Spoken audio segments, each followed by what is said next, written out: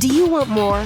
More time, more balance, more love, more sex, more money, more real, and less bullshit? This is the Women Wanting More podcast with Dr. Karen Osborne. Real life, real stories, plus real tips to get you more of what you want.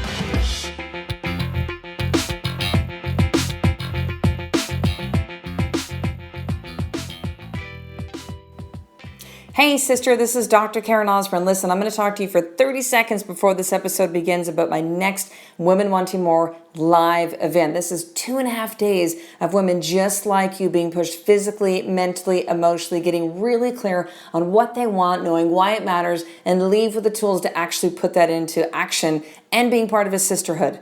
So if this is something that really, really resonates within your heart, sister, I want you to head over to drkarenosborne.com, click on the Work With Me button, and we can start the application process. I look forward to hearing from you. Here's that episode. So, sister, it's all in how you see the world. It's all in how you see the world. So I woke up this morning and my town is covered in a blanket of snow. Now, we knew snow was coming. I live in Victoria, BC, Canada. We actually, like Victoria out here on Vancouver Island, doesn't really get, like, we get snow, but like handful of snowfalls a year, just melts right away. Like it's not cold, and it doesn't ever get cold enough for the snow to stay. So, I wake up, I'm like, snow. I had planned to go to Bikram yoga this morning. I'm literally just kind of even like, I don't even have a snow brush for my car. Like, what are the roads going to be like and stuff? And I knew that I had to figure out like what happens with the schools if it's snowing. I had our daycare say to us yesterday, hey, if the schools are closed, just, daycare will be closed too. And I'm like, oh, okay. Like, I don't remember the last time there was a snow day in Alberta where we live, like, got mountains of snow. But because out here, they don't really get snow and there's not really snow removal and stuff. Like, when snow comes, it's a big deal, right? Kind of the city shuts down a little bit. So I decided like not to go. I don't know what the roads are like. I knew that if we're driving the kids, we have to probably allow extra time. And when I have Bikram yoga, like it's really tight, right, for time. So I'm like, okay, I'm not going to go today. It's not a big deal. I'll go tomorrow. I'll do squats and push-ups and lunges throughout the day at home. Like it's okay, right? And then Kai wakes up, 5:30. I'm up at 4:35 this morning. My little dude's up. I'm like, buddy. Okay, here we go again, because my man's been getting up early during mummy's time. I'm like, all right, this is the way it is, right? And then there's the snow. And then I started realizing, I'm like, oh shit, if the kids are home today, my husband and I, this is a regular work day for us. As I record this, it's a Friday. I'm like, shit, how's this going to go down? Like, what are we going to do? How are we going to figure this out? And I realized that in the past, when things came up with the kids, we had a day home years ago for Tyson that, it would be like if the person who was running the day home was sick, like they just, we're closed today. We're like, fuck, okay, what are we supposed to do? And this is when we had the practice and things were like, it was difficult, right? And so I'm like, how is it going to work today? And again, in the past, I'd be freaking out. In the past, I'd get like really pissed and mad. I'd get angry. Fuck. I'd try to do work stuff in between with the kids. Like it would be a shit show. I would be mad about the reality of what was.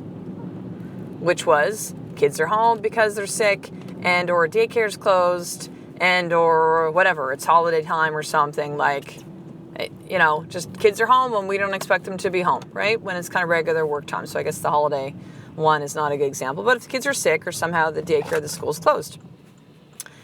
And so wake up this morning, so go through all that. I check on the school Facebook page. And actually, when you were able to check in at 6 in the morning, school's still going up. I'm like, cool, because the snow's fallen. But, it's like as I'm driving back from dropping off Tyson at school, it's already like melting big time. It's kind of slushy and it's supposed to turn. It's not even really snowing now. Like it's more like rain.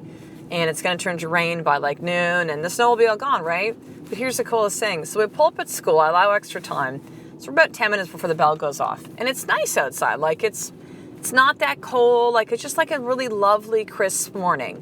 And so I go to Tyson and I go, dude, we can play in the playground. And we look over and there's a couple hills where the playground is and all the kids are sledding. Like they're all on toboggans. Like they're all sledding. We're like, oh my God, this is so fun. It's like, oh, I don't have one. And let me, the kids kind of let them use theirs and they share and that kind of stuff. But so here's the deal. So in Victoria, because what I learned, obviously, I mean, I knew this before we moved to Victoria, but it's just one of the big reasons we love coming here is they don't really get snow often. Again, they get a handful of snowfalls.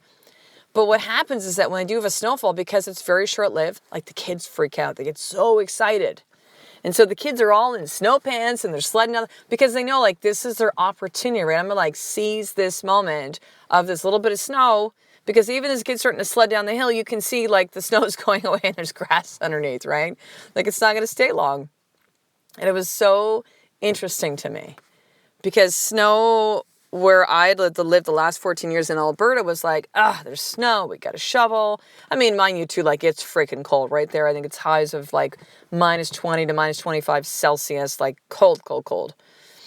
And so, you know, the outside stuff doesn't really happen all that much because it's like it's too cold to even be outside. But what was so neat is that the kids here in Victoria, because snow is such a rare thing, like they just so embraced it. And here I was going like, oh my God, schools are going to close. Daycare's going to close. What are we going to do? Where's my snow brush? Roads are going to suck because they don't really have snow removal here. And lo and behold, the kids, I'm watching the kids and Tyson like just have a blast before school. Like it's all in the way that you see things. It's all in the way that you see the world. It's so fascinating to me, right? The same situation.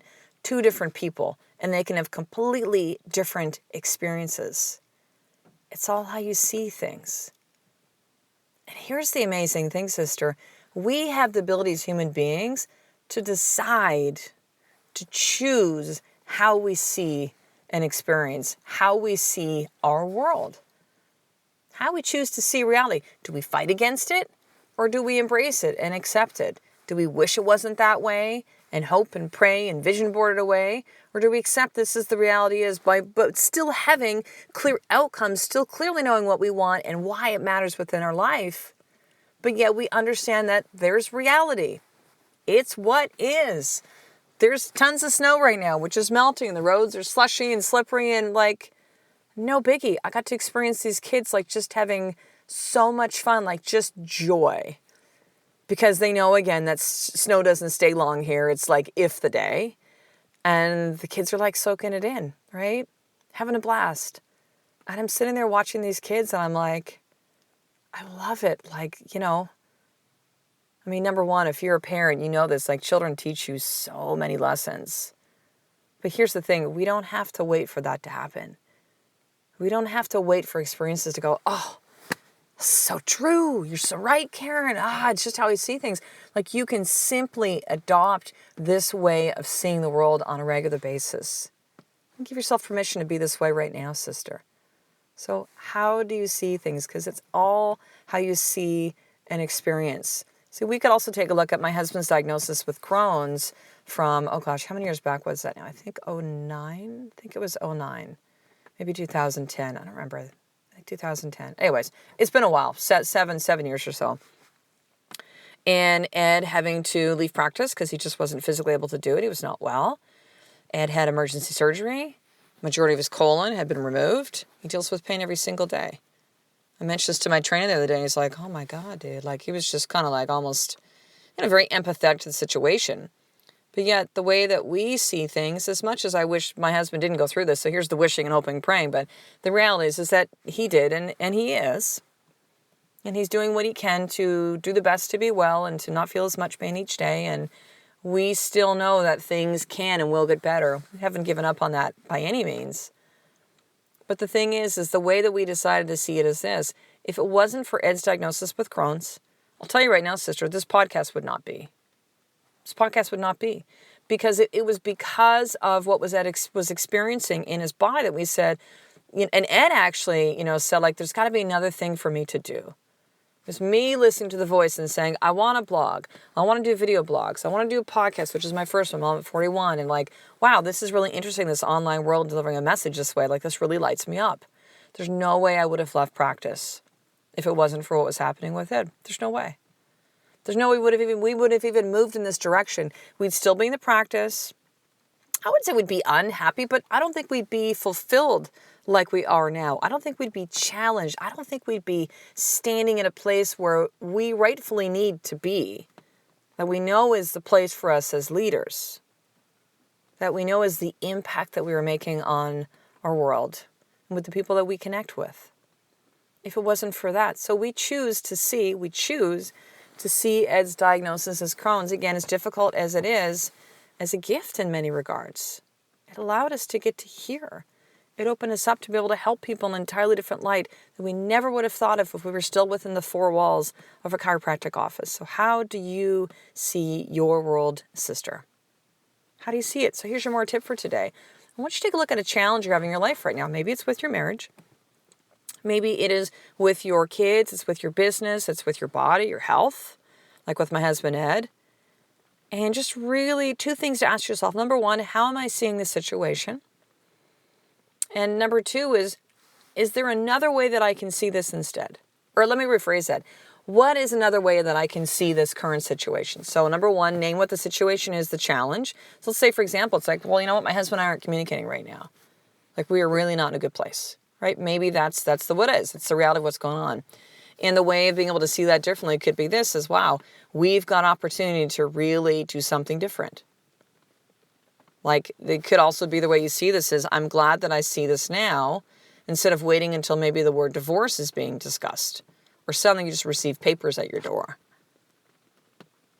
So what is the challenge that's happening in your life right now? And what is a different way you can actually see that situation, sister? So here's what I want you to do next. I want you to experience what 6 incredible women experienced 7 weeks ago from when I recorded this podcast on my very first Women Wanting More live event here where I live in Victoria, BC, Canada. So you're going to head over to drkarenosborne.com/live event.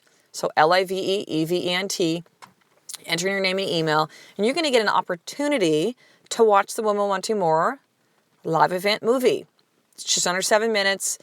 You're going to enter your name and your email, and you'll have immediate access to watch that and really see what that experience was like. In addition, you're going to see 5 of the 6 women videos. 4 of those 5 are actually interviews with me of just, what's transpired since they came home.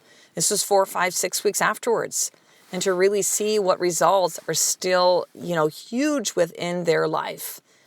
And you'll have opportunity to actually apply for the next live event, what I'm actually now calling the More Experience, because it truly is an experience of 2.5 days.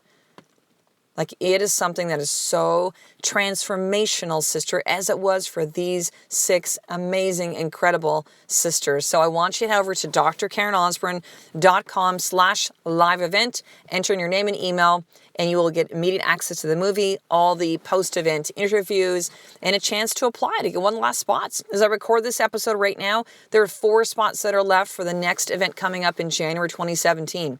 And if you feel like you need to be here, sister, get going. Do not delay. This is a decision that could absolutely shift your life. So I will talk to you in the next episode, sister. A life of more is just one step away from you doing the fucking work every single day. I love and appreciate you. To get the show notes of each Women Wanting More episode, including the How to Get More tip, subscribe to the newsletter at drkarenosborne.com/newsletter.